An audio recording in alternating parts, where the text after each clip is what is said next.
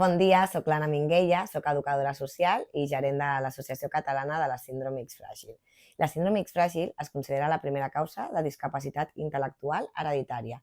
Pare o mare són portadors i els nens i nenes ho desenvolupen.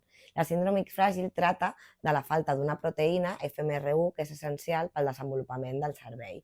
Els nens i les nenes que tenen aquesta síndrome tenen dificultats en diferents graus a nivell cognitiu i també a la conducta adaptativa, sent la manifestació més freqüent una ansietat social cap a persones desconegudes i també conegudes.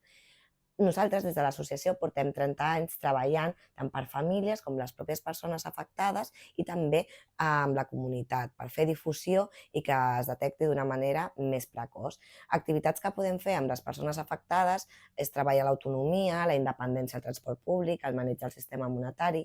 També acollim a les famílies que reben recentment el diagnòstic i els acompanyem en assolir els seus objectius amb els seus fills. Amb la comunitat fem formacions als professionals de diferents àmbits perquè coneixin l'X fràgil i dintre de les aules o en altres espais puguin detectar-ho d'una manera primerenca i poder establir una intervenció educativa. En relació a la comunitat, farem una activitat el 22 de febrer del 2026 aquí al barri de Gràcia, on ens trobem dintre de l'escola La Salle. A aquesta activitat convidem a totes les famílies del barri a participar. El nostre lema és que qualsevol nen i nena juga, amb independència que n'hi hagi una discapacitat. Farem moltes activitats, una volta per al nostre barri, donant a conèixer la síndrome X fràgil i altres sorpreses. Us esperem.